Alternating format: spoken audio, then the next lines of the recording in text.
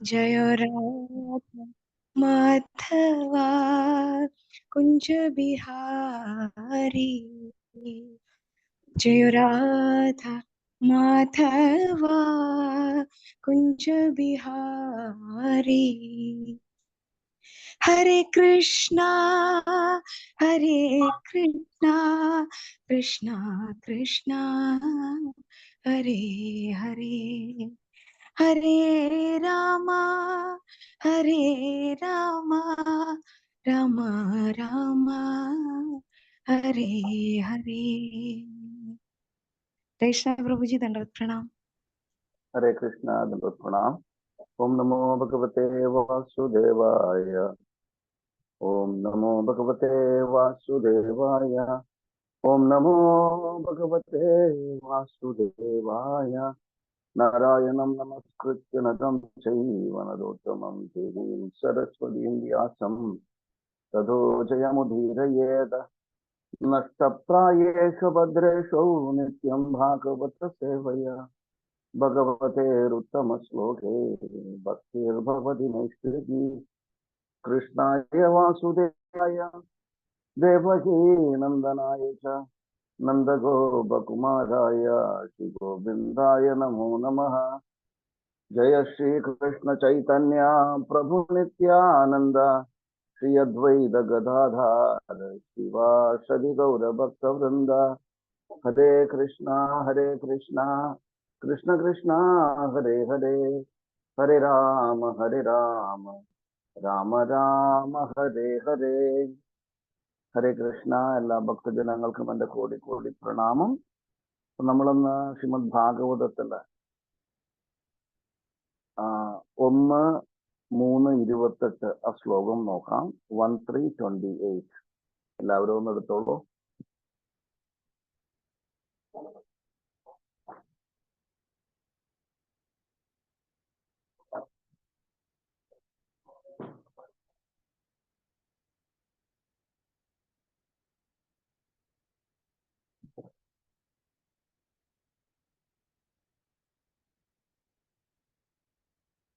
എടുത്തു എല്ലാവരും?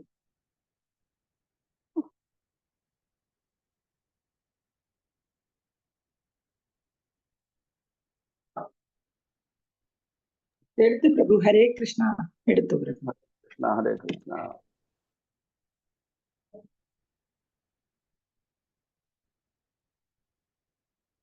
ഏതേചാം സകല പുംസാഃ കൃഷ്ണസ്തു ഭഗവാൻ സ്വയം ഇന്ദ്രാരിവ്യാകുലം ദേവം ഇന്ദ്രാരിവ്യാകുലം ലോകം മൃദയന്തി യുഗേ യുഗേ.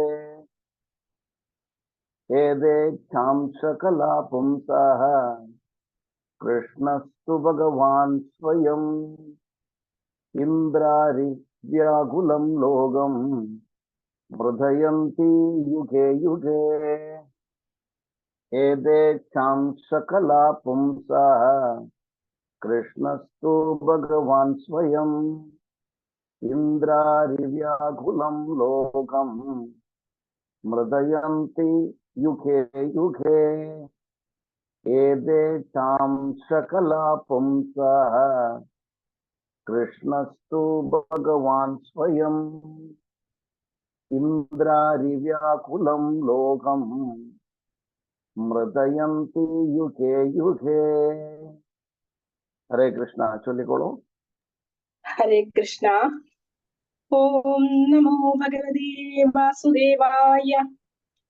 യേരേച്ഛാം സകലാ പുംസാഃ കൃഷ്ണസ്തു ഭഗവാൻ സ്വയം ഇന്ദ്രാരിവ്യാകുലം ലോകം മൃഡയന്തി യുഗേ യുഗേ.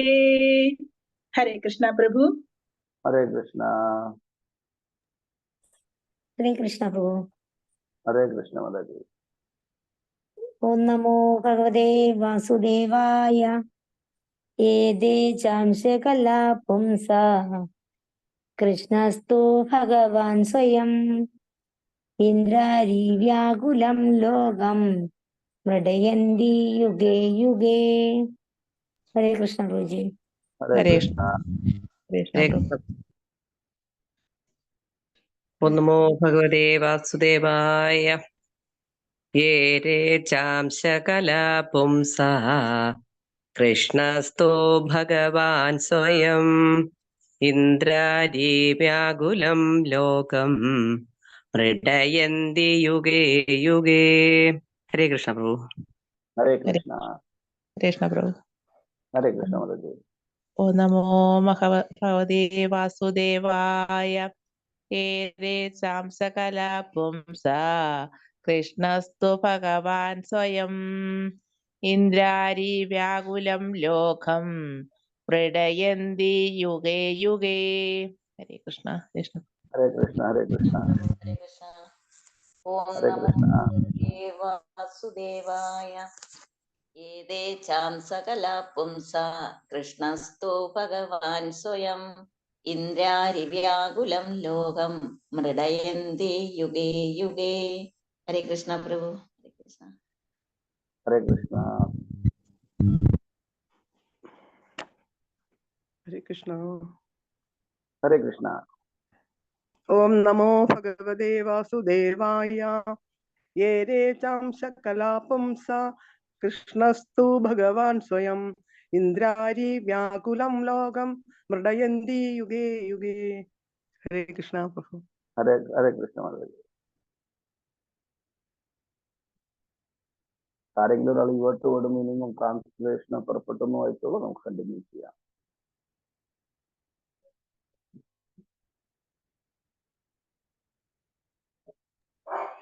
ഹരേ കൃഷ്ണ. ഹരേ കൃഷ്ണ. ഏതേ ഇവയൊക്കെ ച അംശ അംശങ്ങൾ കലാഹ പൂർണ്ണ അംശങ്ങളുടെ അംശങ്ങൾ പുംസഹ പരമപുരുഷന് കൃഷ്ണ കൃഷ്ണ ഭഗവാൻ തു എന്നാൽ ഭഗവാൻ പരമദിവ്യോത്തമ പുരുഷൻ സ്വയം സ്വയം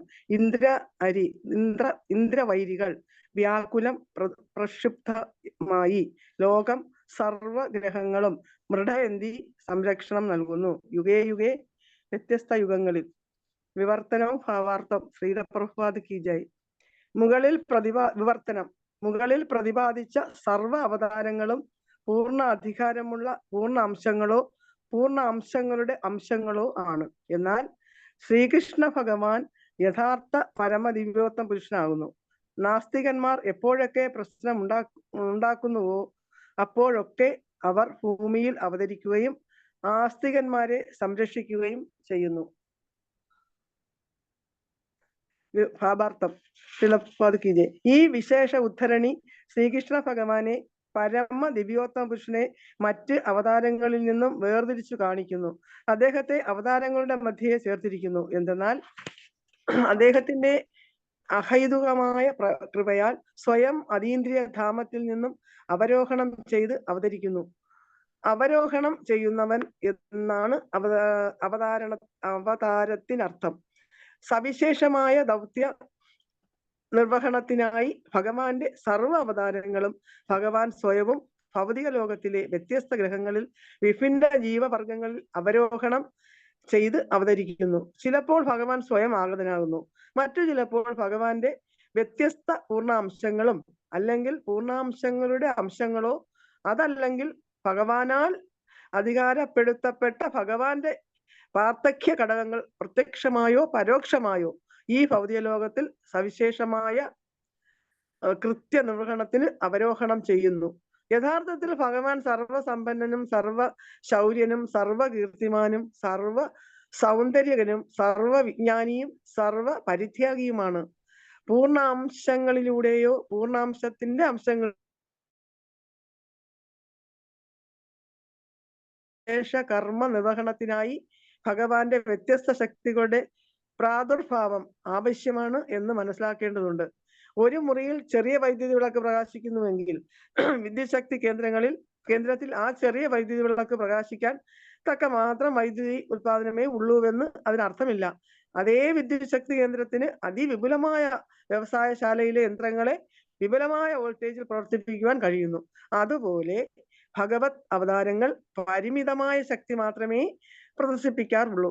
എന്തെന്നാൽ ആ പ്രത്യേക ദൗത്യത്തിന് അത്രമാത്രം ശക്തി മാത്രമേ ആവശ്യമുള്ളൂ. ദൃഷ്ടാന്തമായി ഭഗവാൻ പരശുരാമനും നരസിംഹ ഭഗവാനും യഥാക്രമം ആജ്ഞാനിഷേധികളായ ക്ഷത്രിയരെ 21 പ്രാവശ്യം ഉന്മൂലനം ചെയ്യുകയും മഹാശക്തനും നാസ്തികനുമായ ഹിരണ്യകശിപുവിനെ വധിച്ച് അസാമാന്യമായ ശൗര്യം പ്രദർശിപ്പിക്കുകയും ചെയ്തു. അനിഷ്ടപരമായ തന്റെ പുരിക ചലനങ്ങൾ കൊണ്ട് മാത്രം അന്യഗ്രഹത്തിലെ ദേവന്മാരെ വിറപ്പിക്കത്തക്ക വിധം അതിശക്തനായിരുന്നു ഹിരണ്യകശിപു. ഭൗതിക ആസ്തിത്വത്തിലെ ഉന്നതതല ദേവന്മാർ അതിശ്രേഷ്ഠമായ മനുഷ്യരെക്കാളും ആയുസ്സിലും സൗന്ദര്യത്തിലും സമ്പത്തിലും പരിച്ഛദങ്ങളിലും മറ്റെല്ലാ വിധത്തിലും 10 മടങ്ങ് മഹത്വമുള്ളവരാകുന്നു. എന്നിരുന്നാലും അവർ ഹിരണ്യകശിപുവിനെ ഭയപ്പെട്ടു. അങ്ങനെ ഈ ഭൗതിക ലോകത്തിൽ ഹിരണ്യകശിപു എത്ര പ്രബലനാണെന്ന് നമുക്ക് സങ്കല്പിക്കാവുന്നതേ ഉള്ളൂ. എന്നിട്ടും നരസിംഹ ഭഗവാന്റെ നഖങ്ങളിൽ ഹിരണ്യകശിപു കണ്ഠങ്ങളായി ഛേദിക്കപ്പെട്ടു. ഭൗതികമായി ശക്തരായ ആർക്കും തന്നെ ഭഗവാന്റെ നഖബലത്തിനോട് കിടപിടിക്കാൻ സാധ്യമല്ല എന്ന് ഇത് അർത്ഥമാക്കുന്നു. അതേപോലെ അവരുടേതായ പദവികളിൽ ശക്തിയുക്തം അവസ്ഥിതരായിരിക്കുന്ന ധിക്കാരികളായ രാജാക്കന്മാരെ വധിച്ചുകൊണ്ട് ജാമദഗ്നൻ ഭഗവത് ശക്തി പ്രദർശിപ്പിച്ചു. ഭഗവാന്റെ അധികാരത്തിൽ പെടുത്തപ്പെട്ട അവതാരമായ നാരദനും പൂർണാംശ അവതാരമായ വരാഹവും അധികാരപ്പെടുത്തപ്പെട്ട പരോക്ഷ അവതാരമായ ശ്രീബുദ്ധനും സാമാന്യ ജനങ്ങളിൽ വിശ്വാസം ജനിപ്പിച്ചു.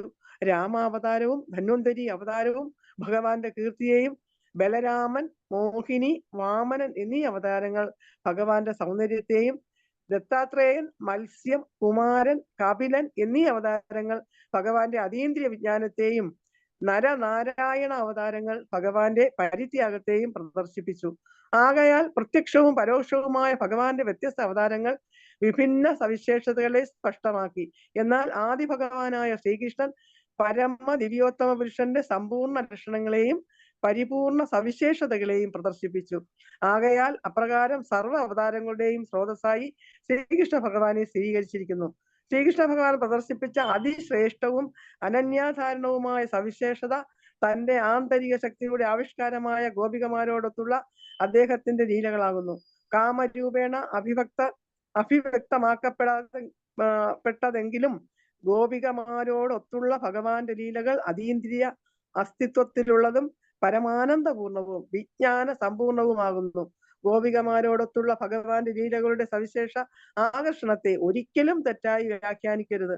ഇത് അതീന്ദ്രിയ ലീലകളെ സംബന്ധിച്ച് ഭാഗവതം ദശമസ്കന്ധത്തിൽ വിശദമാക്കുന്നു. ഗോപികമാരോടൊത്തുള്ള ശ്രീകൃഷ്ണ ഭഗവാന്റെ ലീലകളുടെ അതീന്ദ്രിയ സ്വഭാവം ഗ്രഹിക്കാൻ ഒരാളെ വ്യാപ്തമാക്കുന്നതിനായി ഭാഗവതം പഠിതാവിനെ മറ്റ് നവസ്കന്ധങ്ങളിലൂടെ ക്രമേണ ഊർജിതപ്പെടുത്തുന്നു. പ്രാമാണിക കേന്ദ്രങ്ങളെ ആധാരമാക്കിയുള്ള ശ്രീലജീവ ഗോസ്വാമിയുടെ പ്രസ്താവന അനുസരിച്ച് മറ്റെല്ലാ അവതാരങ്ങളുടെയും സ്രോതസ് ശ്രീകൃഷ്ണ ഭഗവാനാകുന്നു. അദ്ദേഹത്തിന് യാതൊരു അവതാര സ്രോതസ്സുമില്ല. ശ്രീകൃഷ്ണ ഭഗവാനിൽ സ്വയം പരമസത്യത്തിന്റെ സർവ്വലക്ഷണങ്ങളും സമഗ്രമായി കാണപ്പെടുന്നു എന്ന് മാത്രമല്ല, ഭഗവത്ഗീതയിൽ ഭഗവത് സമാനമായോ ഉപരിയായോ യാതൊരു സത്യവുമില്ല എന്ന് ഭഗവാൻ നിശ്ചിതമായി പ്രഖ്യാപിക്കുന്നു.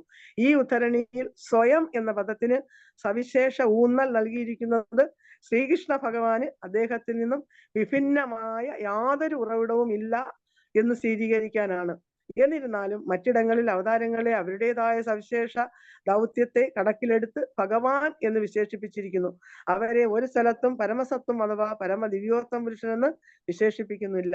ഈ ശ്ലോകത്തിൽ സ്വയം എന്ന പദം വിശിഷ്ടമായ പരമോന്നത അധികാരത്തെ സൂചിപ്പിക്കുന്നു. പരമോന്നതനായ ശ്രീകൃഷ്ണൻ ദ്വിതീയനല്ല, അദ്വിതീയനാണ്. ഭഗവാൻ സ്വയം നിരവധി ഭാഗങ്ങളായി, അംശങ്ങളായി, അണുക്കളായി, സ്വയം രൂപ, സ്വയം പ്രകാശ, തദേകാത്മ, പ്രഭാവ, വൈഭവ, വിലാസ, അവതാര, ആവേശ, ജീവാത്മ എന്നിങ്ങനെ സ്വയം വിസ്തരിച്ചിരിക്കുന്നു. എന്ന് മാത്രമല്ല, സർവ്വതിലും യഥായോഗ്യമായ വ്യക്തിത്വങ്ങളിലും അവശ്യം വേണ്ടുന്ന അസംഖ്യം ശക്തികളും സംഭരിച്ചു നൽകിയിരിക്കുന്നു. അതീന്ദ്രിയ വിഷയത്തിൽ അവഗാഹമുള്ള പണ്ഡിതൻ പരമോന്നതനായ ശ്രീകൃഷ്ണന്റെ പ്രധാന 64 സവിശേഷ ലക്ഷണങ്ങളെയും സസൂക്ഷ്മം നിരീക്ഷിച്ചിരിക്കുന്നു. ഭഗവാന്റെ സർവ്വവിസ്തരണങ്ങളും അഥവാ വിഭാഗങ്ങളും ഈ വിശേഷ ഗുണങ്ങളുടെ നാമമാത്രമായ ശതമാനമേ ഉൾക്കൊള്ളുന്നുള്ളൂ. എന്നാൽ വിശേഷ ഗുണങ്ങൾ ഭഗവാൻ ശ്രീകൃഷ്ണനിൽ 100% ആവിഷ്ടമായിരിക്കുന്നു.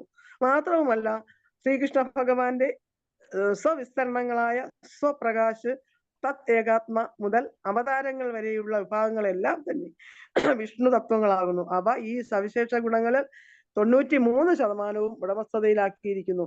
അവതാരമോ ആവേശമോ ഈ ഇരുവിഭാഗങ്ങൾക്കും മധ്യേ അല്ലാത്ത ശിവഭഗവാൻ ഈ സവിശേഷ ഗുണങ്ങളുടെ ഏകദേശം 84% അധീനതയിലാക്കിയിരിക്കുന്നു. എന്നാൽ ജീവിതത്തിന്റെ വിഭിന്ന പദവിയിലുള്ള വ്യക്തിഗത ആത്മാക്കൾ അങ്ങേയറ്റം 73% ഈ സവിശേഷത ഗുണങ്ങൾ സ്വന്തമാക്കിയിരിക്കുന്നു.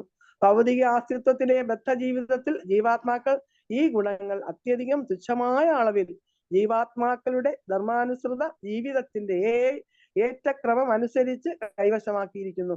ജീവാത്മാക്കളിൽ അതിശ്രേഷ്ഠവും ഏക പ്രപഞ്ചത്തിന്റെ പരമനിയന്താവും ബ്രഹ്മദേവനാകുന്നു. അദ്ദേഹം സവിശേഷ ഗുണങ്ങളിൽ 78% പൂർണ്ണമായി ആർജിച്ചിരിക്കുന്നു. മറ്റെല്ലാ ദേവന്മാരും അതേ സവിശേഷ ഗുണങ്ങൾ അല്പമാത്രമായ അളവിൽ സ്വന്തമാക്കിയിരിക്കുന്നു.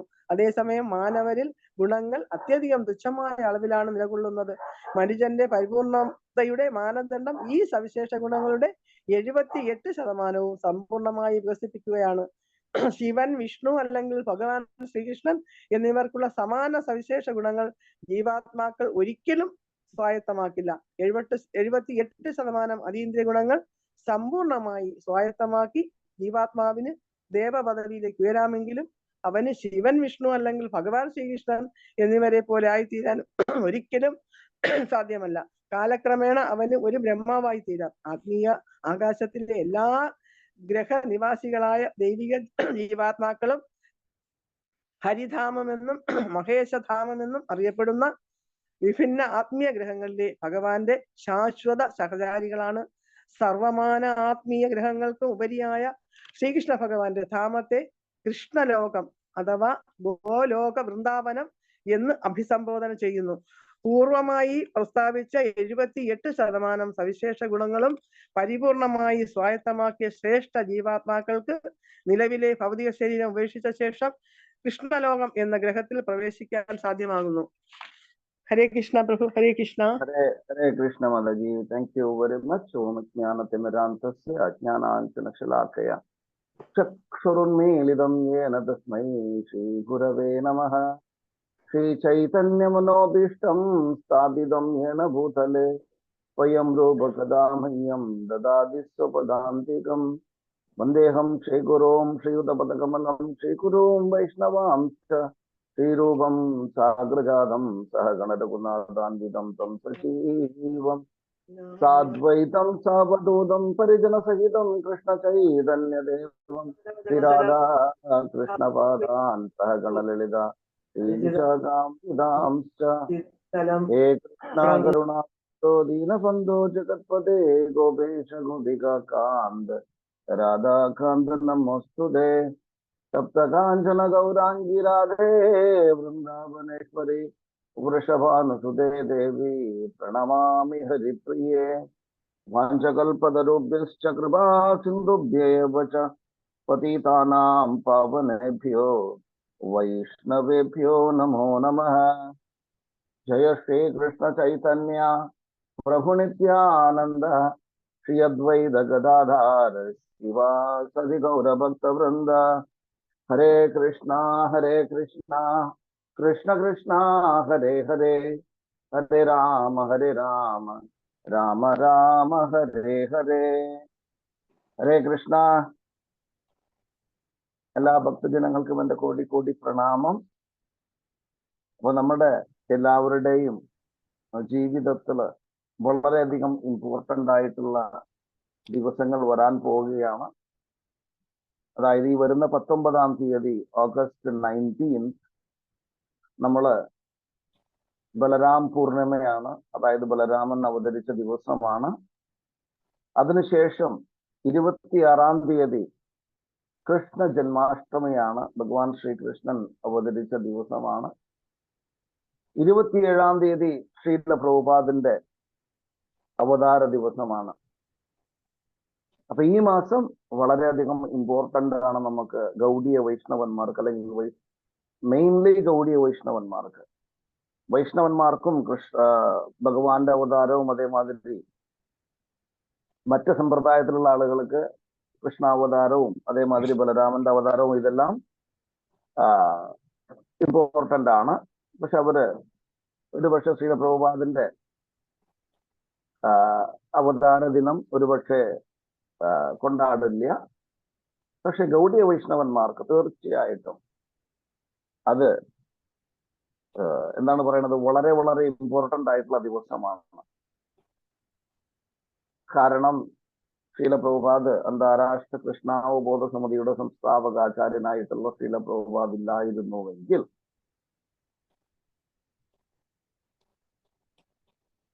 ഓരോരോ ജീവാത്മാക്കളും, നമ്മളെ മാതിരിയുള്ള ജീവാത്മാക്കള് ഈ സമയത്ത് എന്താ ചെയ്യുമെന്ന് നമുക്ക് ആർക്കും പറയാൻ പറ്റില്ല. അത് അദ്ദേഹത്തിന്റെ അഹൈതുകമായിട്ടുള്ള കൃപയാണ് നമ്മൾ എന്നെ ഈ ഭക്തി മാർഗത്തിൽ എത്തിച്ചിരിക്കുന്നത്. എനിക്കറിയില്ല ഞാൻ എങ്ങനെ ഭക്തിയിൽ വന്നു എന്നുള്ളവരും. തീർച്ചയായിട്ടും ഞാൻ ഗുരുവായൂരപ്പന്റെ അടുത്ത് എന്നും പോവാറുണ്ട്. എന്നും നമ്മൾ ഗുരുവായൂരപ്പനെ പോയി തൊഴാറുണ്ട്. രാവിലെ തന്നെ നമ്മൾ ഈ മംഗളാരത്തി അല്ലെങ്കിൽ അവിടുത്തെ രാവിലെ തന്നെ വാഗച്ചാർത്തിന് നമ്മൾ പോവാറുണ്ട് 3 മണിക്ക് എണീറ്റിട്ട്. ഞങ്ങളെല്ലാവരും ഞങ്ങൾ അവിടെ തന്നെയാണ്, ഞങ്ങളുടെ സഹവാസം അവിടെ തന്നെയാണ്. അപ്പൊ നമ്മൾ എന്താ ചെയ്യാന്ന് വെച്ച് കഴിഞ്ഞാല്, ഞങ്ങൾ ഏകദേശം ഒരു 10-15 പിള്ളേരുണ്ട്. ആ സമയത്ത് കുറച്ച് യങ്ങായിരുന്ന സമയത്താണ്, എൻ്റെ ഡിഗ്രി ഒക്കെ പഠിക്കുന്ന സമയത്ത് നമ്മൾ ഒരുപാട് പിള്ളേർ സെറ്റുകളുണ്ട്.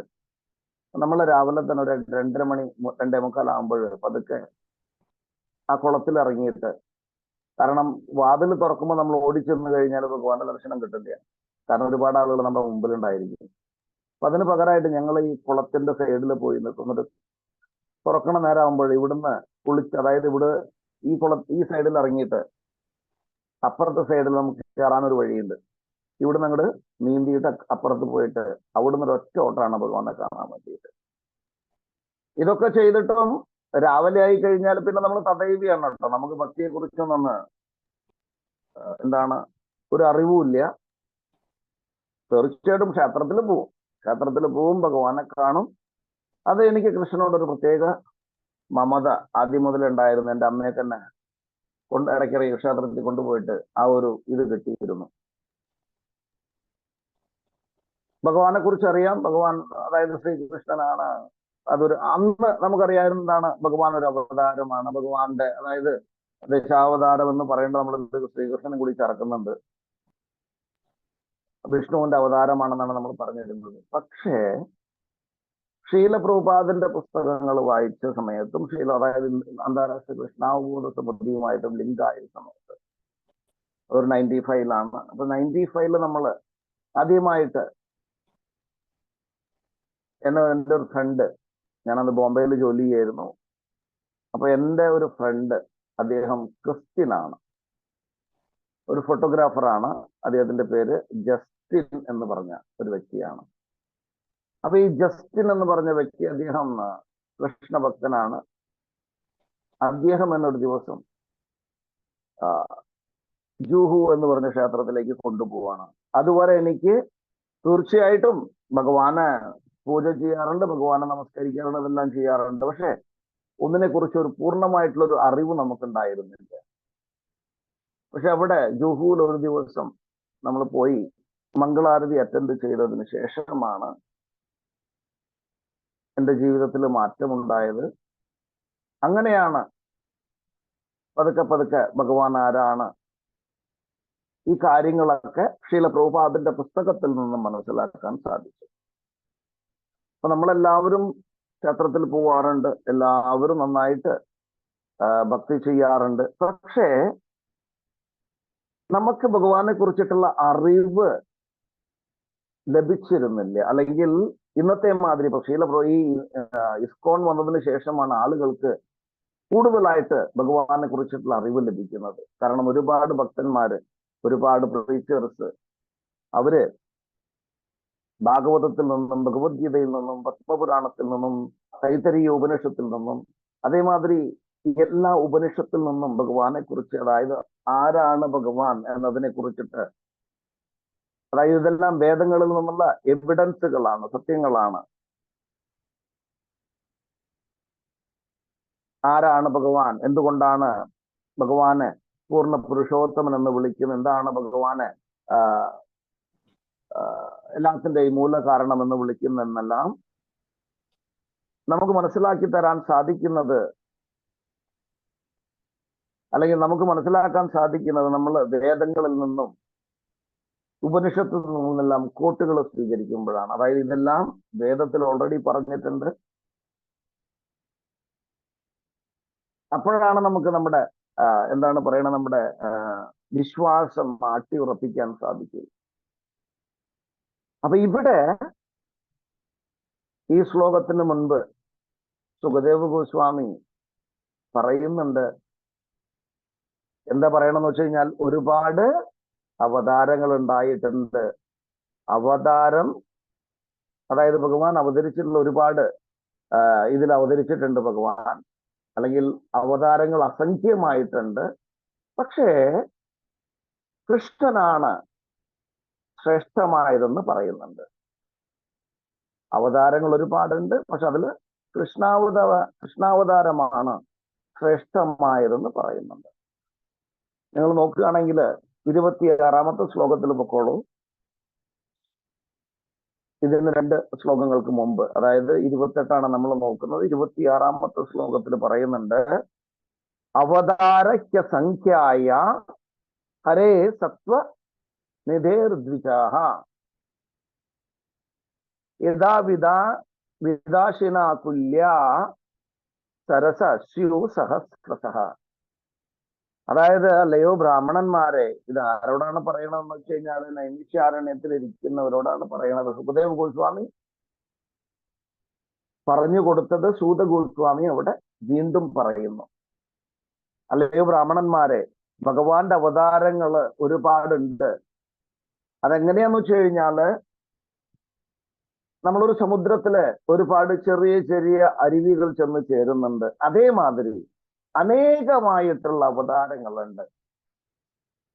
പക്ഷെ ഇതിന്റെ എല്ലാത്തിന്റെയും മൂല കാരണം ആരാണെന്ന് ചോദിച്ചു കഴിഞ്ഞാൽ ഭഗവാൻ ശ്രീകൃഷ്ണനാണ്. അതുകൊണ്ടാണ് പറയണത്, ഏതേ ചാംശകലാപുംസഃ കൃഷ്ണസ്തു ഭഗവാൻ സ്വയം. ഏതാ ഇവയൊക്കെ, അതായത് ഭഗവാന്റെ ചെറിയ ചെറിയ ഇൻകാർണേഷനുകള് അല്ലെങ്കിൽ ചെറിയ ചെറിയ അവതാരങ്ങള്, അത് അംശാവതാരങ്ങളുണ്ട്, അംശാവതാരങ്ങളുടെ അംശങ്ങളായിട്ടുള്ള അവതാരങ്ങളുണ്ട്. നമുക്കറിയാം ചതുർവ്യൂഹത്തെ കുറിച്ച് പറയുമ്പോൾ ഈ ചതുർവ്യൂഹം ആദ്യം ഭഗവാൻ ശ്രീകൃഷ്ണൻ പിന്നെ ബലരാമൻ, അതിനുശേഷം ആദ്യത്തെ ചതുർവ്യൂഹം. ആരൊക്കെയാണ് ആദ്യത്തെ ചതുർവ്യൂഹം? വാസുദേവ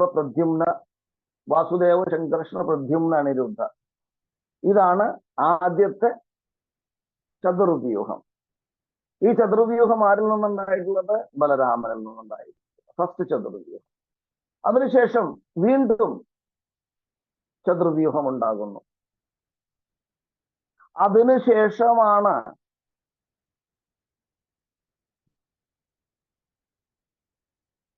നമ്മുടെ ഈ ക്രിയേഷൻ, അതായത് സൃഷ്ടികർമ്മം ചെയ്യാൻ വേണ്ടിയിട്ട് ബ്രഹ്മാവ് വരുന്നത്. അതെപ്പോഴാണ് വരുന്നത്? ആരിൽ നിന്നാണ് വരുന്നത്? ബ്രഹ്മാവ് ആരിൽ നിന്നാണ് വന്നിരിക്കുന്നത്?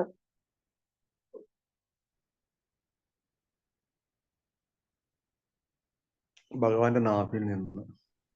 ഭഗവാന്റെ നാഭിയിൽ നിന്ന്. ഏത് ഭഗവാന്റെ എന്നാണ് പറയുന്നുണ്ടോ? പ്രത്യേകിച്ച് ഒരു സ്പെഷ്യലായിട്ട് പറയുന്നുണ്ട്. ഗർഭോദകശായി വിഷ്ണുവിന്റെ. Very good. അതായത് നമ്മള് വിഷ്ണു, അതായത് എന്താ പറയണത്, കാരണോദാത്തസായി വിഷ്ണു, ഗർഭോദാത്തസായി വിഷ്ണു, ക്ഷീരോദാത്തസായി വിഷ്ണു അല്ലെ? വിഷ്ണുവിന് മൂന്നായിട്ട്, വിഷ്ണു വീണ്ടും മൂന്നായിട്ട് വരുന്നു. അപ്പൊ ഇതെല്ലാം ഭഗവാന്റെ അവതാരങ്ങളാണ്. ഇതിന്റെ എല്ലാത്തിന്റെയും മൂല കാരണം കൃഷ്ണസ്തു ഭഗവാൻ സ്വയം. അതായത് ക്ഷീരോദാക്കസായി ആവട്ടെ, ഗർഭോദാക്കസായി ആകട്ടെ, അല്ലെങ്കിൽ കരണോദാക്കസായി ആവട്ടെ, ഇവരെല്ലാവരും ആരിൽ നിന്നാണ് വന്നിരിക്കുന്നത്? ഭഗവാനിൽ നിന്നാണ് വന്നിരിക്കുന്നത്. അതിനും എല്ലാത്തിന്റെയും മൂല കാരണം ഭഗവാൻ ഭഗവത്ഗീതയിലെ 10-ാമത്തെ അധ്യായത്തില് 8-ാമത്തെ ശ്ലോകത്തിൽ പറയുന്നുണ്ട്, അഹം സർവസ്യ പ്രഭവോ മത്താ സർവം പ്രവർത്തതേ ഇതി മത്വാ ഭജന്തേ മാം ഭൂതഭാവസമന്വിതഃ. ഞാനാണ് എല്ലാത്തിന്റെയും പ്രഭവസ്ഥാനം എന്ന് ഭഗവാൻ ഭഗവത്ഗീതയിൽ കൺഫേം ചെയ്യുന്നുണ്ട്. ഭഗവത്ഗീത മഹാഭാരതത്തിന്റെ ഒരു പോർഷനാണ്. അപ്പൊ ഈ മഹാഭാരതത്തിൽ കൂടിയിട്ട് ഭഗവാനെ കുറിച്ചിട്ട്, അതായത് ഭഗവാൻ ആരാണെന്ന് പറയുന്നുണ്ട്. അപ്പോ അഹം സർവസ്യ പ്രഭവോ മത്താ സർവം പ്രവർത്തതേ ഇതി മത്വാ ഭജന്തേ മാം ഭൂതഭാവസമന്വിതഃ. ഭഗവത്ഗീതയിൽ ഭഗവാൻ സ്വയം പറയുന്നുണ്ട്. അപ്പോ ഏതേച്ചാംശ കലാപുംസാം കൃഷ്ണസ്തു ഭഗവാൻ സ്വയം ഇന്ദ്രാരി വ്യാകുലം ലോകം ഹൃദയന്തി യുഗേ യുഗേ. ഇതെന്താണ് ഇങ്ങനെ പറയണത്? ഇത് വേറൊന്നുമില്ല, നമ്മൾ ഭഗവത്ഗീതയിൽ ഭഗവാൻ പറഞ്ഞിരിക്കുന്ന കാര്യങ്ങൾ ഇവിടെ ഒന്നുകൂടി വ്യക്തമായിട്ട് പറയുന്നു. ഭഗവത്ഗീതയിൽ ഭഗവാൻ പറഞ്ഞിരിക്കുന്നു, പരിത്രാണായ സാധൂനാം വിനാശായ ച ദുഷ്കൃതാം ധർമ്മ സംസ്ഥാപനാർത്ഥായ സംഭവാമി യുഗേ യുഗേ. സാധുക്കളെ സംരക്ഷിക്കാനും പരിത്രാണായ സാധൂനാം, പരിത്രാണായ എന്ന് വെച്ചാൽ ടു പ്രൊട്ടക്ട്, പരിത്രാണായ സാധൂനാം വിനാശായ ച ദുഷ്കൃതാം, അതായത് ദുഷ്കൃതികളെ അല്ലെങ്കിൽ അസുരന്മാരെ അല്ലെങ്കിൽ മറ്റുള്ളവരെ ദ്രോഹിക്കുന്നവരെ, പരിത്രാണായ സാധൂനാം വിനാശായ ച ദുഷ്കൃതാം ധർമ്മ സംസ്ഥാപനാർത്ഥായ സംഭവാമി യുഗേ യുഗേ. ഭഗവാൻ ഓരോ യുഗങ്ങളിലും അവതരിക്കുന്നു. ഇദ്ദേഹത്തിന്റെ അവതാര ലക്ഷ്യം എന്താണ്? അദ്ദേഹത്തിന്റെ അവതാര ലക്ഷ്യം സാധുക്കളെ സംരക്ഷിക്കുക എന്നുള്ളതാണ്.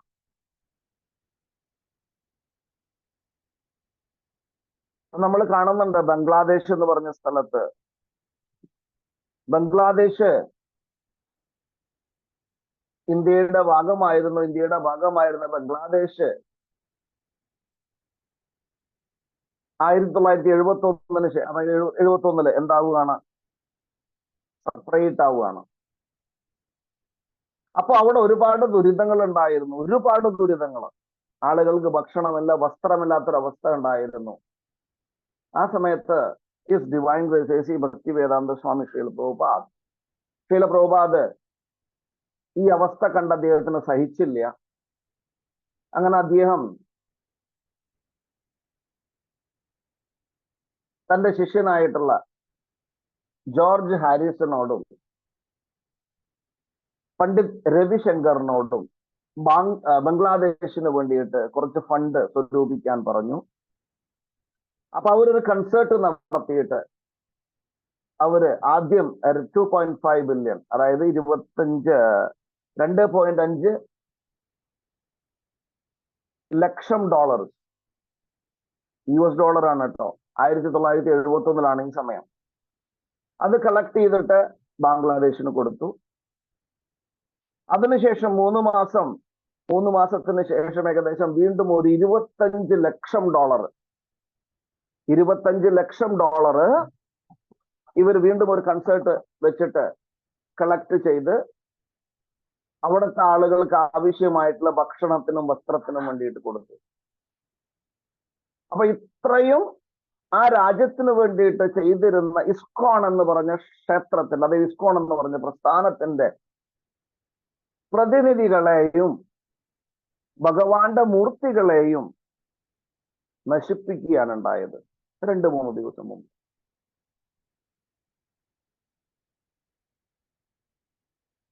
പക്ഷെ തീർച്ചയായിട്ടും നമ്മളെല്ലാവരും പ്രാർത്ഥിക്കുന്നുണ്ട്. എല്ലാവരും നിങ്ങളുടെ പ്രാർത്ഥനയിൽ ബംഗ്ലാദേശിലെ ഡിവോട്ടീസിനെ എല്ലാവരെയും ഇൻക്ലൂഡ് ചെയ്യണം.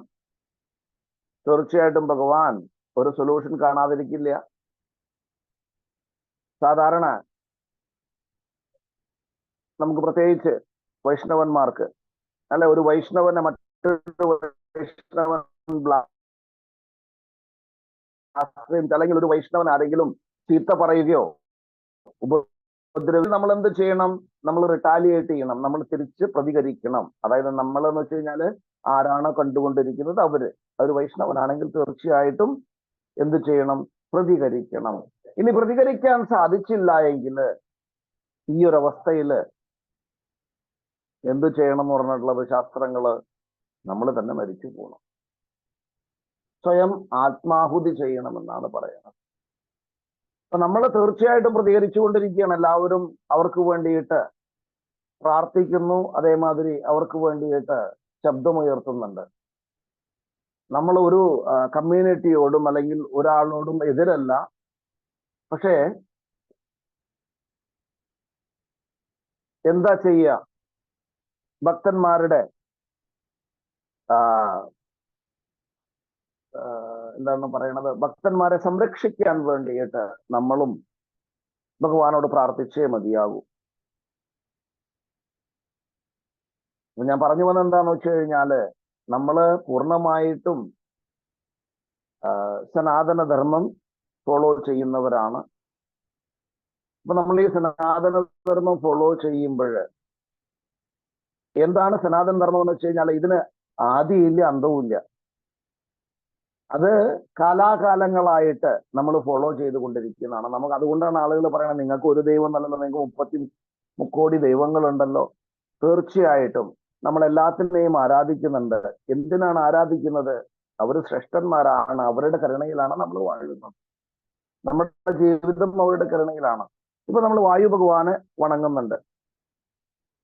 വായു ഭഗവാനെ നമ്മൾ വണങ്ങുന്ന സമയത്ത് എന്തിനാണ് നമ്മൾ വായുവിനെ വണങ്ങുന്നത്? നമുക്ക് രാമായണത്തിലേക്ക് പോകാം. രാമായണത്തില് ഹനുമാൻ ഇന്ദ്രന്റെ അടുത്തേക്ക്, അതായത് സൂര്യന്റെ അടുത്തേക്ക് പോകുന്നുണ്ട്. ഇന്ദ്രന്റെ അടുത്തേക്ക് സൂര്യന്റെ അടുത്തേക്ക് പോകുന്നുണ്ട്. സൂര്യനെ എന്തോ ഒന്ന് കഴിക്കാനുള്ളതാണെന്ന് വിചാരിച്ചിട്ട് അതിനെ കഴിക്കാൻ വേണ്ടിയിട്ട് പോകുന്നുണ്ട്. ഈ സമയത്ത് ഇന്ദ്രൻ തന്റെ വജ്രായുധം കൊണ്ട് ഹനുമാനെ പ്രഹരിക്കുന്നുണ്ട്. അപ്പൊ അങ്ങനെ ഹനുമാനെ പ്രഹരിച്ചുവിടുമ്പോ തന്നെ ഹനുമാൻ താഴെ ബോധക്ഷയത്തോടുകൂടി വീഴുകയാണ്. ഇത് കണ്ടപ്പോ വായുദേവന് ഭയങ്കര ദേഷ്യമുണ്ടായി. കാരണം ഞാനാണ് സകല ജീവജാലങ്ങൾക്കും വായു സപ്ലൈ ചെയ്തുകൊണ്ടിരിക്കുന്നത്. എന്റെ മകനെയാണ് ഇന്ദ്രൻ എന്ത് ചെയ്തത്? അതായത് ആക്രമിച്ചത് എന്റെ മകനെ. അപ്പൊ ഇനി ഞാൻ എല്ലാ വായുവിനെയും അദ്ദേഹത്തിന്റെ അടുത്തേക്ക് തിരിച്ചു വിളിച്ചു. ആളുകൾക്ക് വായു കിട്ടാത്തൊരവസ്ഥ ഉണ്ടായി. എല്ലാവരും കഷ്ടപ്പെടാൻ തുടങ്ങി. അങ്ങനെ ബ്രഹ്മാവിന്റെ അടുത്തേക്ക് എത്തി. ബ്രഹ്മാവിനോട് പറഞ്ഞു. ബ്രഹ്മാവ് പറഞ്ഞൊരു കാര്യം ചെയ്യും. എല്ലാവരും വായുദേവന്റെ അടുത്തേക്ക് ചെല്ലുന്നു. വായുദേവൻ പറയുകയാണ്, ശരി, ഒരു കാര്യം ചെയ്യാം, ഞാൻ വായു തന്നേക്കാം, കൊടുത്തേക്കാം.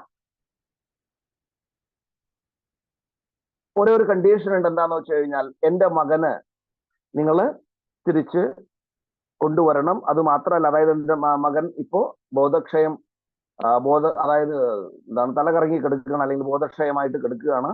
അദ്ദേഹത്തിനെ വീണ്ടും നിങ്ങൾ റിവൈവ് ചെയ്ത് കൊണ്ടുവരണം. അത് മാത്രമല്ല, നിങ്ങൾ എല്ലാവരും അവനെ അനുഗ്രഹിക്കണമെന്ന് പറയുന്നുണ്ട്.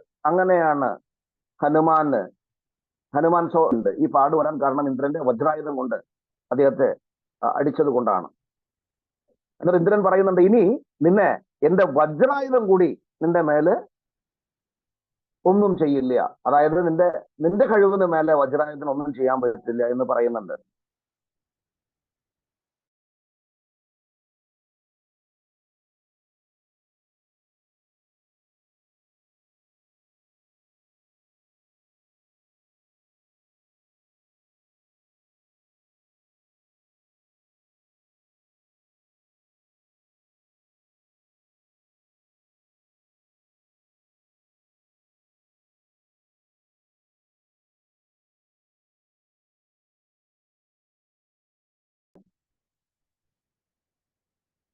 അതേമാതിരി തന്നെ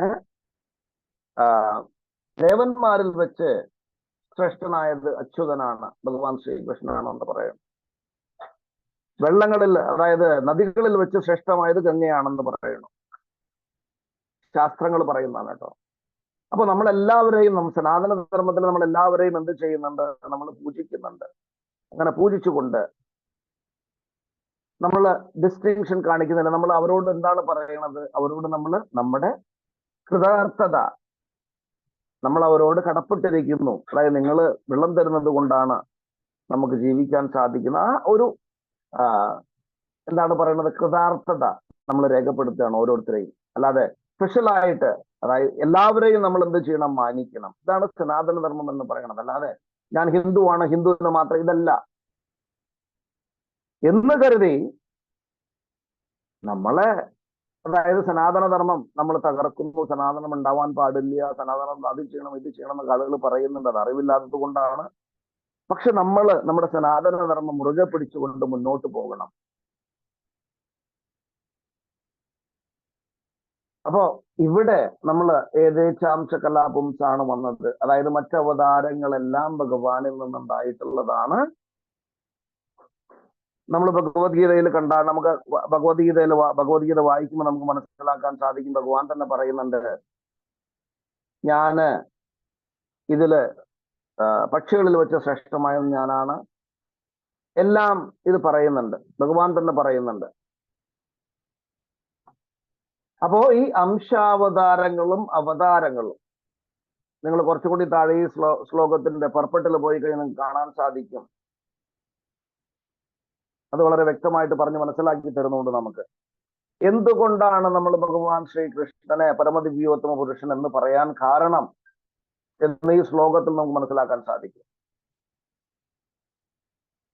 ഏതേച്ചാംശ കലാപുംസാം കൃഷ്ണസ്തു ഭഗവാൻ സ്വയം. ഇതിന് തൊട്ട് മുമ്പായിട്ട്, അതായത് ഈ ശ്ലോകങ്ങൾക്ക് ഈ അധ്യായത്തിൽ തന്നെ നിങ്ങൾ നോക്കുകയാണെങ്കിൽ ഭഗവാന്റെ പല അവതാരങ്ങളെ കുറിച്ച് ഇത് വർണ്ണിച്ചിട്ടുണ്ട്. പിന്നെ നമ്മൾ പറഞ്ഞു, പരിത്രാണായ സാധൂനാം വിനാശായ ദുഷ്കൃതാം ധർമ്മ സംസ്ഥാപനാർത്ഥായ സംഭവാമി വിജയുഗ. ഭഗവാൻ ഓരോ യുഗങ്ങളിലും അവതരിക്കുന്നു. അതും നമുക്കറിയാം അല്ലെ. ദ്വാപര യുഗത്തിൽ രാമനായിട്ട് ഭഗവാൻ അവതരിച്ചു. മര്യാദ പുരുഷോത്തമനായിട്ടുള്ള ഭഗവാൻ ശ്രീരാമനായിട്ട് അവതരിച്ചു. ഇനി ദ്വാപര യുഗത്തില് ഭഗവാൻ കൃഷ്ണനായിട്ട് അവതരിച്ചു. ഇനി കൽക്കിയായിട്ട് ഭഗവാൻ അവതരിക്കുന്നുണ്ട്. കലിയുഗത്തിൽ ഭഗവാൻ തീർച്ചയായിട്ടും കൽക്കി രൂപേണ വരുമെന്ന് ശാസ്ത്രം പറയുന്നുണ്ട്. തീർച്ചയായിട്ടും സംഭവിക്കുന്നതാണ്. അപ്പൊ ഓരോരോ യുഗങ്ങളിലും ഭഗവാൻ അവതരിക്കുന്നതിന്റെ കാരണം എന്താന്ന് വെച്ച് കഴിഞ്ഞാല് ഭക്തന്മാരെ സംരക്ഷിക്കാൻ. അതാണ് ഫസ്റ്റ്. പരിത്രാണായ സാധൂന. അദ്ദേഹത്തിന്റെ സെക്കൻഡറി, അതായത് ഭക്തന്മാരെ സംരക്ഷിക്കുമ്പോൾ ഓട്ടോമാറ്റിക്കലി നടക്കുന്ന ഒരു കാര്യമാണ് വിനാശായ ദുഷ്കൃതം. ദുഷ്കൃതികളെ നശിപ്പിക്കുന്നത്. ഭഗവാൻ ഭക്തന്മാരെ സംരക്ഷിക്കാൻ വേണ്ടിയിട്ട് തീർച്ചയായിട്ടും ദുഷ്കൃതികളെ ഇല്ലാതെയാക്കും. അപ്പൊ ആദ്യത്തെ ഭഗവാന്റെ അവതാര ലക്ഷ്യം എന്താന്ന് വെച്ച് കഴിഞ്ഞാല് ഭഗവത് ഭക്തന്മാരെ സംരക്ഷിക്കുക. സെക്കൻഡറി ആണ് ഇവരെ സംരക്ഷിക്കാൻ വേണ്ടിയിട്ട്, ഭഗവത് ഭക്തന്മാരെ സംരക്ഷിക്കാൻ വേണ്ടിയിട്ട് ഭഗവാൻ എന്ത് ചെയ്യുന്നുണ്ട്? ദുഷ്കൃതികളെ ഇല്ലായ്മ ചെയ്യുന്നുണ്ട്. പരിത്രാണായ സാധൂനാം വിനാശായ ച ദുഷ്കൃതാം. ധർമ്മ സംസ്ഥാപനാർത്ഥായ. ധർമ്മത്തെ സംരക്ഷിക്കാൻ വേണ്ടിയിട്ട് ഭഗവാൻ അവതരിക്കുന്നു. എങ്ങനെയാണ്? യുഗേ യുഗേ, എല്ലാ യുഗങ്ങളിലും അവതരിക്കുന്നു. അത് ഓരോരോ സത്യയുഗമാകട്ടെ, ത്രേതായുഗമാകട്ടെ, ദ്വാപര യുഗമാകട്ടെ, കലിയുഗമാകട്ടെ, ഈ 4 യുഗങ്ങളിലും ഭഗവാൻ അവതരിക്കുന്നുണ്ട്. ഈ ഓരോരോ യുഗങ്ങളിലും വീണ്ടും വീണ്ടും ഉണ്ടായിക്കൊണ്ടിരിക്കുന്നുണ്ട് കേട്ടോ. ചതുർയുഗങ്ങൾ ഇങ്ങനെ റിപ്പീറ്റ് ചെയ്തുകൊണ്ടിരിക്കുന്നു. നമുക്കറിയാം, ബ്രഹ്മാവിന്റെ ആയുസ്സില് ബ്രഹ്മാവിന്റെ ഒരു ദിവസം എത്രയാണെന്ന് നമുക്ക് എല്ലാവർക്കും അറിയാം. ആർക്കെങ്കിലും പറയാൻ പറ്റുമോ ബ്രഹ്മാവിന്റെ ഒരു ദിവസം എത്രയാണെന്ന്?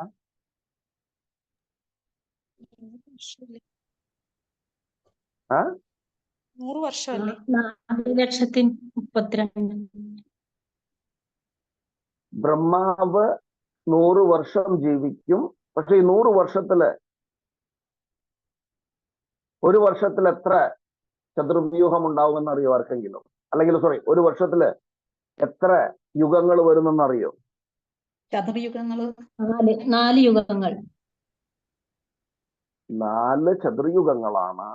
പക്ഷെ ബ്രഹ്മാവിന്റെ ഒരു ദിവസം എത്ര ചതുർയുഗങ്ങൾ ചേർന്നിട്ടുള്ളതാണ്?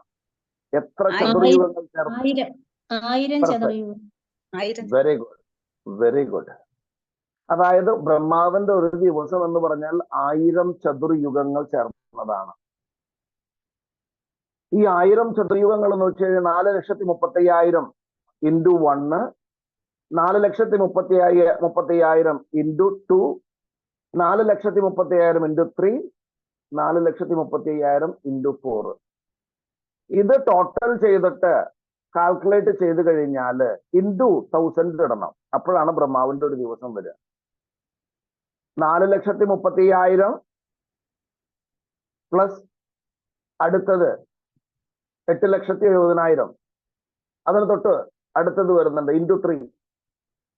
അപ്പൊ ഇത്രയും ലക്ഷങ്ങള് കൂട്ടിയിട്ട്, അതായത് ഈ 4 ചതുർവ്യൂഹങ്ങൾ ചേർത്തിട്ട്, ചതുർയുഗങ്ങള്, 4 ചതുർയുഗങ്ങള് ആഡ് ചെയ്തിട്ട് ഇൻറ്റു 1000 ഇട്ട് കഴിഞ്ഞാലാണ് ബ്രഹ്മാവിന്റെ ഒരു ദിവസം.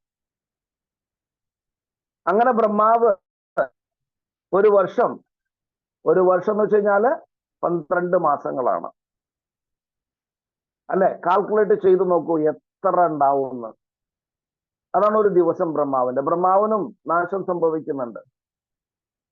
ബ്രഹ്മാവിന്റെ ആയുസ് 100 ഇയേഴ്സ് ആണ്. അതിനുശേഷം അടുത്ത ബ്രഹ്മാവ് വരും, അനിഹിലേഷൻ നടക്കും. അനിഹിലേഷൻ എന്ന് വെച്ച് കഴിഞ്ഞാല് ഇതെല്ലാം ഭഗവാനിൽ ചെന്ന് ചേരും, വീണ്ടും വെളിയിലേക്ക് വരും.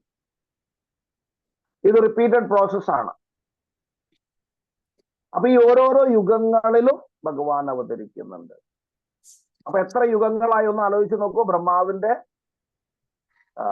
ആയുസ്സില് എത്ര യുഗങ്ങൾ വരുന്നുണ്ട്. അപ്പൊ ഇതെല്ലാം നമ്മൾ കാൽക്കുലേറ്റ് ചെയ്ത് കൊണ്ടിരിക്കുകയാണെങ്കിൽ അങ്ങനെ പോയിക്കൊണ്ടിരിക്കും. പക്ഷെ ഒരു കാര്യം മാത്രം നമ്മൾ മനസ്സിലാക്കണം, നമുക്ക് ഭഗവാനിൽ അചഞ്ചലമായിട്ടുള്ള വിശ്വാസം ഉണ്ടാവണം. എങ്കിലും ഇതൊക്കെ നമുക്ക് മനസ്സിലാക്കിയിട്ട് മുന്നോട്ട് പോകാൻ സാധിക്കുള്ളൂ. അല്ലെങ്കിൽ നമുക്ക് ഇതെല്ലാം ചുമ്മാ പറയുന്നതാണ്, കാൽക്കുലേഷൻ എവിടെ, ഇതൊക്കെ ആരോ എഴുതി വെച്ചിട്ടുള്ളതാണ്, ശാസ്ത്രമൊന്നും അല്ലാതെ എന്നുള്ള ഒരു ചിന്ത നമ്മളിൽ ഉണ്ടാവുന്നുണ്ട്. ഇത് വിശ്വാസമില്ലാത്തവർ പറഞ്ഞു പരത്തുന്ന ഒരു കാര്യമാണ്. നിങ്ങളുടെ പുസ്തകം എഴുതി വെച്ചതന്നെയല്ല. തീർച്ചയായിട്ടും പുസ്തകം എഴുതി വെച്ചതാണ്, ഇല്ല എന്ന് നമ്മൾ പറയുന്നില്ല. കാരണം വ്യാസദേവന് ഇത് മുൻകൂട്ടി കാണാൻ സാധിച്ചു. കലിയുഗത്തില് എന്താണ് മണ്ഠാസു മണ്ഠമഠയോ മന്ദമായുഭദ്രുത, ആളുകള് കുറച്ച് മന്ദമായിട്ടുള്ള ബുദ്ധിയോട് കൂടിയിട്ടുള്ളവരാണ്. അത് ബുദ്ധി കുറച്ച് കുറവായിരിക്കും. അവർക്കെല്ലാം പെർഫെക്റ്റ് ആയിട്ട് സ്റ്റോർ ചെയ്ത് വെക്കാൻ സാധിക്കില്ല. ആദ്യത്തെ കാലത്ത് ശ്രുതി ആയിരുന്നു. ശ്രുതി സ്മൃതി.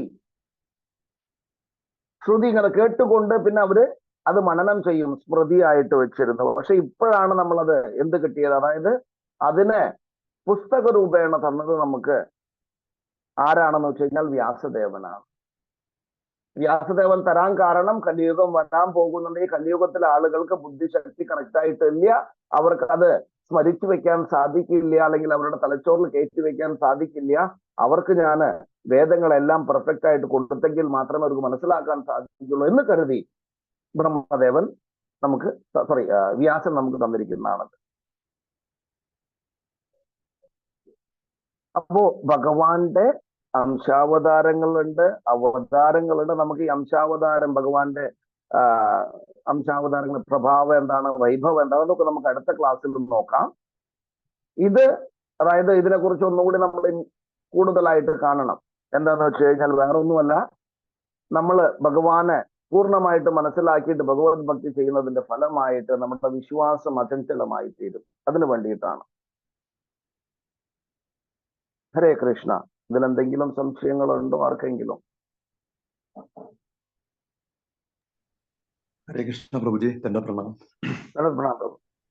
പ്രഭുജി, ഈ നമ്മൾക്ക് ഞാൻ പലപ്പോഴും കേട്ടിട്ടുള്ള ധർമ്മോ രക്ഷതി രക്ഷിത, അത് നമ്മൾക്ക് അനുഷ്ഠിക്കേണ്ട ഒരു ഭയങ്കരമായിട്ടുള്ള കാര്യമായിട്ടാണ് ഞാൻ കേട്ടിരിക്കുന്നത്. അതിനെക്കുറിച്ച് പറയാം പ്രഭുജി. തീർച്ചയായിട്ടും നമ്മള് ധർമ്മം പരിപാലിക്കണം. നമുക്ക് ഓരോരുത്തർക്കും ഓരോരോ സ്വധർമ്മങ്ങളുണ്ട്. ഇപ്പോ ഭക്തന്മാര് ഈ ധർമ്മം ഓരോരുത്തർക്കും, അതായത് ഓരോരോ, നമ്മൾ വർണ്ണാശ്രമ ധർമ്മം എന്ന് പറഞ്ഞിട്ടൊന്നുണ്ട് നമുക്ക്. നമ്മൾ ഏത് ആശ്രമത്തിലാണോ നിൽക്കുന്നത്, ഈ ആശ്രമത്തിൽ പരിപാലിക്കേണ്ടതായിട്ടുള്ള ധർമ്മങ്ങളുണ്ട്. ഇപ്പൊ നമ്മൾ ബ്രഹ്മചര്യയാണ്. ബ്രഹ്മചരി എന്താണ് ചെയ്യേണ്ടത്? ബ്രഹ്മചാരി ചെയ്യേണ്ട കാര്യങ്ങൾ എന്താണെന്ന് വെച്ചാൽ അവൻ വേദാധ്യയനം നടത്തണം. അവൻ പൂർണ്ണമായിട്ടും തന്റെ ബ്രഹ്മചര്യ കാത്തു സൂക്ഷിക്കണം. ഇത് ഒരു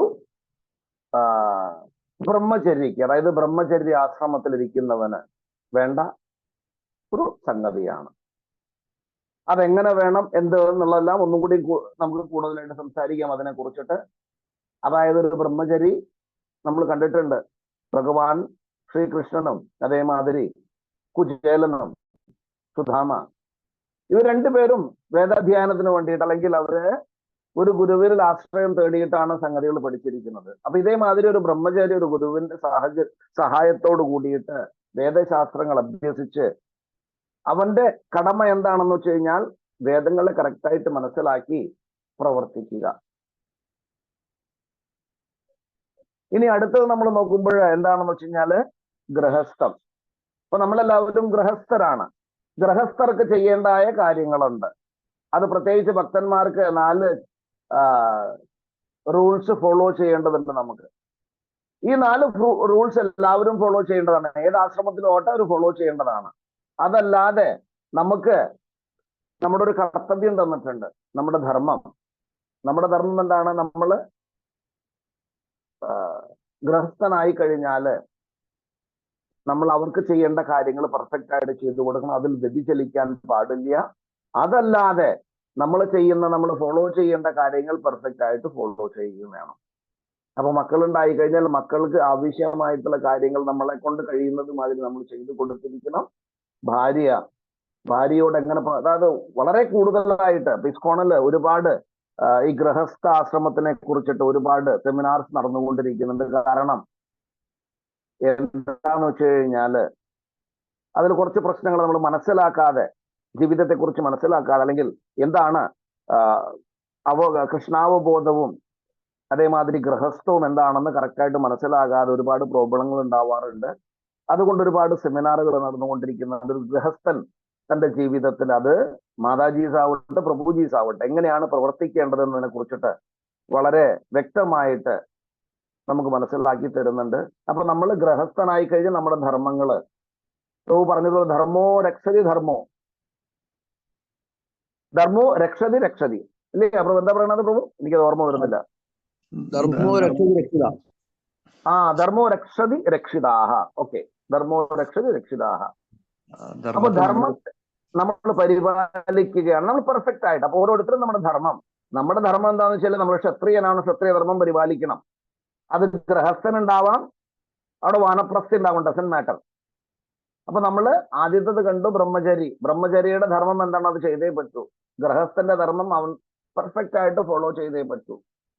ഇനി ഒരു സന്യാസി ആണെങ്കിൽ, ഇത് ആശ്രമത്തെ കുറിച്ച് പറയുമ്പോഴാണോ, സന്യാസി ആണെങ്കിൽ സന്യാസിക്ക് ചെയ്യേണ്ട കാര്യങ്ങൾ ചെയ്തേ പറ്റൂ. ഇനി വർണ്ണത്തിൽ നോക്കുകയാണെങ്കിൽ അതേമാതിരി വർണ്ണത്തിൽ പോവുകയാണെങ്കിൽ നമ്മള് ആരൊക്കെയാണ്? ക്ഷത്രിയൻ, ബ്രാഹ്മണ, ക്ഷത്രിയ, വൈശ്യ, ശൂദ്ര. ഈ ബ്രാഹ്മണന്മാരുടെ ധർമ്മം എന്താണ്? വേദാഭ്യാസം, അതേമാതിരി വേദം മറ്റുള്ളവർക്ക് പറഞ്ഞു കൊടുക്കുക, വളരെ പെർഫെക്റ്റ് ആയിട്ട് ചെയ്തു കൊടുക്കുക. അത് ആര് ചെയ്യേണ്ടതാണ്? ബ്രാഹ്മണന്മാർ ചെയ്യേണ്ട ധർമ്മമാണ്. ആ ധർമ്മം അവർ പരിപാലിച്ചേ പറ്റൂ. അല്ലാതെ ഇന്നത്തെ മാതിരി ബ്രാഹ്മണനായി കഴിഞ്ഞാൽ എനിക്ക് ബ്രാഹ്മണത്വം ഒന്നും വേണ്ട, ഞാൻ പൂജയൊന്നും ചെയ്യാൻ പോകുന്നില്ല, ഞാൻ വേദം പഠിക്കാൻ പോകുന്നില്ല, ഞാൻ ഏതെങ്കിലും സോഫ്റ്റ്വെയർ കമ്പനിയിൽ പോയിരിക്കുകയാണ്, അങ്ങനെയൊക്കെ ചെയ്യുന്നതിന്റെ ഫലമായിട്ട്, അതായത് തന്റെ ധർമ്മം ഉപേക്ഷിച്ചുകൊണ്ട് മറ്റൊരു ധർമ്മം സ്വീകരിക്കുക, അതൊരു പക്ഷെ നമ്മളെ രക്ഷിച്ചേക്കില്ല. അപ്പൊ ധർമ്മോ രക്ഷതി രക്ഷിതാഹ. അപ്പൊ ഈ ധർമ്മം നമ്മൾ, ബ്രാഹ്മണനാണെങ്കിൽ ബ്രാഹ്മണ ധർമ്മമാണ്, അത് നമ്മൾ ചെയ്തേ മതിയാവും. ഇനി ക്ഷത്രിയനാണെങ്കിൽ അതുകൊണ്ടാണ് അർജുനനോട് ഭഗവാൻ പറഞ്ഞത് യുദ്ധം ചെയ്യുന്നതാണ് നിന്റെ ധർമ്മം, നീ അത് കറക്റ്റായിട്ട് ഫോളോ ചെയ്യുക. അങ്ങനെ ചെയ്തു കഴിഞ്ഞാല് ആ ധർമ്മം തന്നെ നിന്നെ സംരക്ഷിക്കും. അതുകൊണ്ടാണ് പറയുന്നത് യുദ്ധമുഖത്തില് ഒരു ക്ഷത്രിയൻ മരിച്ചു കഴിഞ്ഞാൽ അവന് തീർച്ചയായിട്ടും ഭഗവത് സാക്ഷാത്കാരം ഉണ്ടാവുമെന്ന്. കാരണം അവൻ എലിവേറ്റ് ആകും ഓട്ടോമാറ്റിക്കലി, കാരണം അവന്റെ ധർമ്മം അവൻ പരിപാലിച്ചു കഴിഞ്ഞു. ഇനി ഒരു വൈശ്യന്റെ കടമ എന്താണ്? കൃഷി, വാണിജ്യ, ഗോരക്ഷ. കൃഷിയും വാണിജ്യവും ഗോരക്ഷയും ചെയ്യേണ്ടത് ഒരു വൈഷ്ണവനാണ്, വൈശ്യനാണ്. ഈ വൈശ്യൻ ഗോരക്ഷ ചെയ്യുന്നതിന് പറയാനുണ്ട്, ഗോവധം ചെയ്യുകയാണെങ്കിൽ അവന്റെ ധർമ്മം പരിപാലിക്കുന്നില്ല, അപ്പൊ അവന് തീർച്ചയായിട്ടും നാശം സംഭവിക്കും.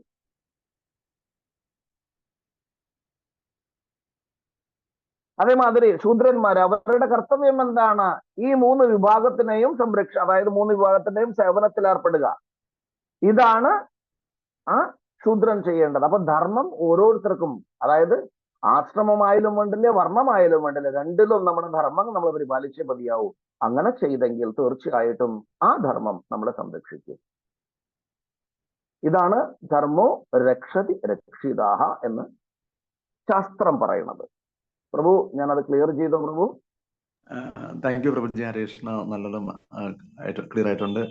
പ്രണാം. ഹരിബോൾ. ഹരേ കൃഷ്ണ പ്രഭു, ഹരേ കൃഷ്ണ. ഹരേ കൃഷ്ണ. നമ്മുടെ സമയം അതിക്രമിച്ചിരിക്കുവാണ്. എല്ലാവരും വരിക. ഒരുപാട് കാര്യങ്ങൾ നമുക്ക് കിട്ടിയെന്ന് വിചാരിക്കുന്നു. ഒരുപാട് പേർക്ക് സംശയങ്ങളൊക്കെ തീർന്നിരിക്കുന്നു എന്ന് വിചാരിക്കുന്നു. എല്ലാവരും പ്രഭുവിനോടുള്ള ആദരപൂർവ്വം 3 പ്രാവശ്യം ഹരേ കൃഷ്ണ മഹാമന്ത്രം ജപിക്കാം.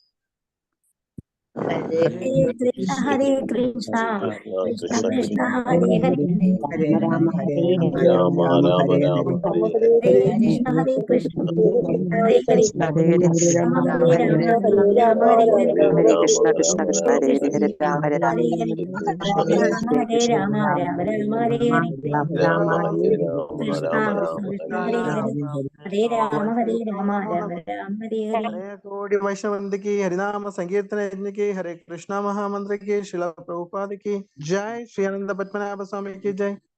हरे कृष्णा प्रभु जी, धन्यवाद प्रणाम। हरे कृष्णा प्रभु जी।